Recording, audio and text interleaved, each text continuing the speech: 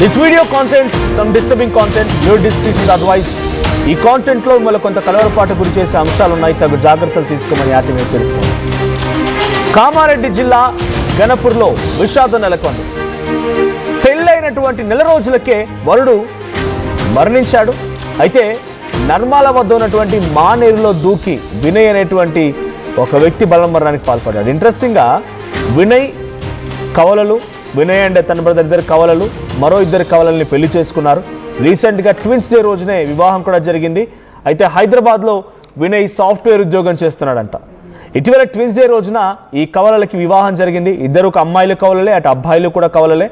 అయితే కవలల జంటల్లో ఇప్పుడు వినయ్ కుమార్ ఒకరు. సో వినయ్ మృతితో ఇప్పుడు గణపురంలో విషాదచారాలు అలుముకున్నాయి. మానేరు వాగులో దూకి బలమరణానికి పాల్పడ్డాడు. మృతికి కారణాలపైన అన్ని కోణాల్లో పోలీసులు విచారణ చేపడుతున్నారు.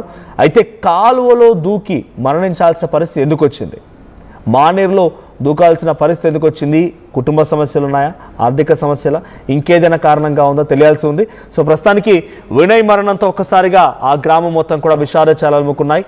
సో ప్రజెంట్ ఆ పోలీసులు కూడా ఏం జరిగి ఉంటుందనే కోణాల్లో విచారణ చేపడుతున్నారు. మా ప్రతినిధి గంగారెడ్డి సిద్ధంగా ఉన్నారు. గంగారెడ్డి, సో వినయ్ ఎందుకు బలమరణానికి పాల్పడాల్సి వచ్చింది? రీసెంట్గా ట్విన్స్ డే రోజునే చక్కగా చూడముచ్చటగా తెలుగు స్టేట్స్లో డిస్కషన్ జరిగింది ఈ వివాహం గురించి కూడా.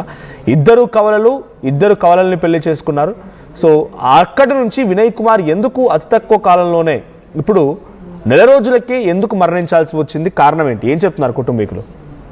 మనోజ్, ఏదైతే ప్రపంచ కవలల దినోత్సవం రోజు పెళ్లి జరిగిన ఈ జంట ఒక్కసారిగా గ్రామంలో విషాద ఛాయలైతే అములుకున్నాయి. ఎందుకంటే కామారెడ్డి జిల్లా మాచారెడ్డి మండలం కన్పూర్ గ్రామానికి చెందిన వినయ్, అతని సోదరుడు ఇద్దరు కూడా కవలల రోజు పెళ్లి చేసుకున్నారు. మరో ఇద్దరి కవలని ఆ కవలల రోజు ట్విన్స్ డే రోజు పెళ్లి చేసుకోవడం కూడా అందరి తెలంగాణ రాష్ట్ర వ్యాప్తంగా చర్చాంశంగా అయింది. అయితే వినయ్ హైదరాబాద్ లో ప్రైవేటు కంపెనీలో సాఫ్ట్వేర్ ఉద్యోగం చేస్తున్నాడు. సాఫ్ట్వేర్ ఉద్యోగం చేస్తున్న నేపథ్యంలో అతను గత 2 రోజుల క్రితం ఇంటికి వచ్చాడు. ఇంటికి వచ్చిన క్రమంలో అసలు ఇంట్లో ఏమన్నా జరిగిందా లేదా ఆర్థిక ఇబ్బందులు ఉన్నాయనే కోణంలో కూడా పోలీసులు అయితే దర్యాప్తు చేస్తున్నారు. దీనికి అందరికి సంబంధించి వినయ్ 2 రోజుల క్రితం ఇంటి నుంచి బయటికి వెళ్లి తిరిగి రాకపోవడంతో వినయ్ కుటుంబ సభ్యులు వాళ్ళందరూ కూడా గాలింపు చర్యలు చేపట్టారు. అసలు మా వినయ్ ఎటువైపు హైదరాబాద్ వెళ్ళాడా, ఇంకా ఎటైనా వెళ్ళాడనే కోణంలో గాలింపు చర్యలు చేపట్టిన నేపథ్యంలో పూర్తి స్థాయిలో ఒక్కసారిగా ఆ కుటుంబంలో విషాద ఛాయలైతే అనుకున్నాయి. గంభీరావుపేట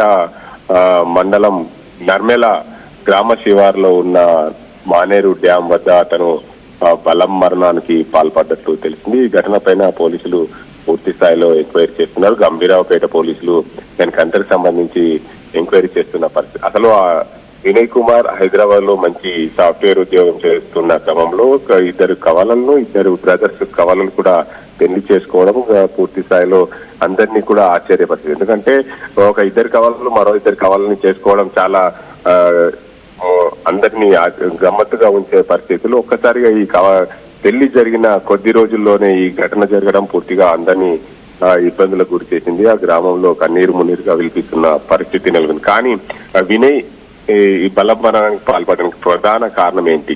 అది ఆర్థిక ఇబ్బందుల లేదా ఇంకేమైనా